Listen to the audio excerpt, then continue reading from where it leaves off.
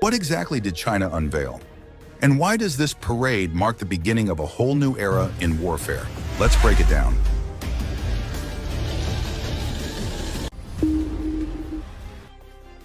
Let's start with the showstopper, hypersonic weapons. First up, the YJ-20, a maneuverable hypersonic missile designed to hunt moving ships at sea or strike hardened ground targets. It doesn't just fly fast, it flies smart, performing evasive maneuvers in its terminal phase, making interception nearly impossible. This isn't theory, it's the next stage of anti-access warfare. Imagine an entire US carrier strike group evaporating before its jets can even launch. Next, the surprise player, YJ-17. This one looks like a scaled-down version of the DF-17's glide vehicle. The concept?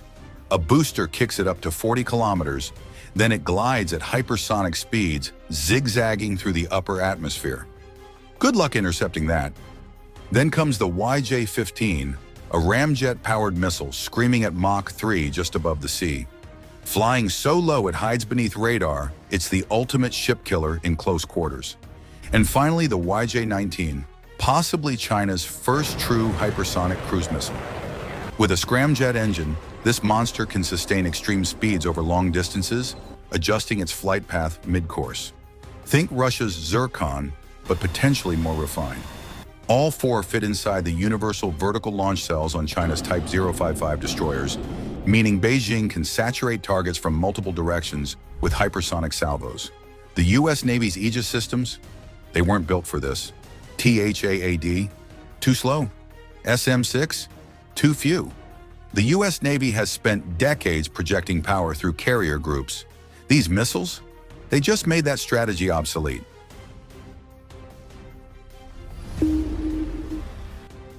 Now let's dive below the surface, because what rolled down Chang'an Avenue wasn't just about missiles.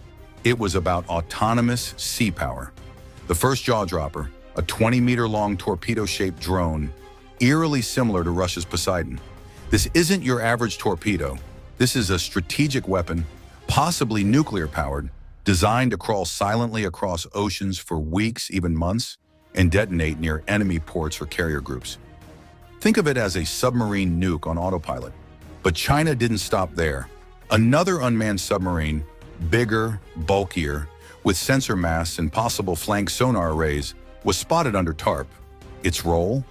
Likely sea denial and undersea surveillance, deploying mines, hunting subs, maybe even launching smaller drones.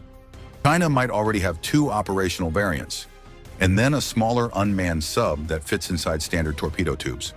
These could act as sensor nodes, mine layers, or even suicide drones. Deployed in swarms, they turn the ocean into a kill zone.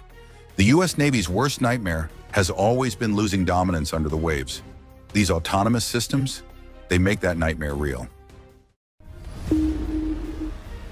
Next, the skies.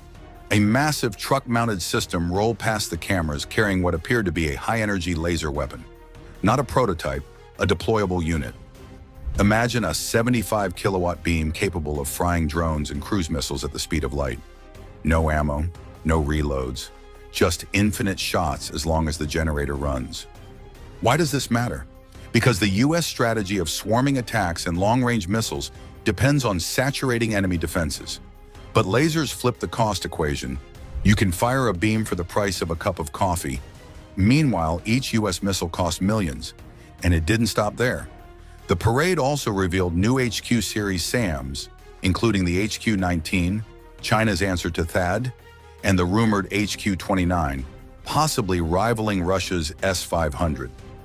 These systems expand China's anti-ballistic capabilities, threatening not just aircraft, but even US missiles in the boost phase. Air dominance used to be America's trump card, but in a world of lasers and next-gen SAMs, the skies are no longer safe.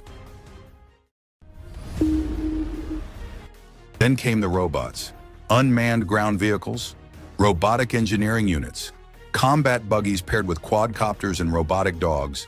Yes, you heard that right. Robot dogs carrying antennas and sensors, some previously shown with rifles. This isn't science fiction. It's China's battlefield automation strategy coming to life. But the real game changer? Unmanned fighter-like aircraft. 3 distinct designs were spotted, possibly mock-ups, but make no mistake, the message is clear. China is betting on drone warfare at scale. One design resembles a smaller, stealthy fighter optimized for jamming or reconnaissance. Another, a tailless lambda-wing beast, could be supersonic with internal bays. The third, a miniaturized cousin of the rumored J-36 6th-gen fighter.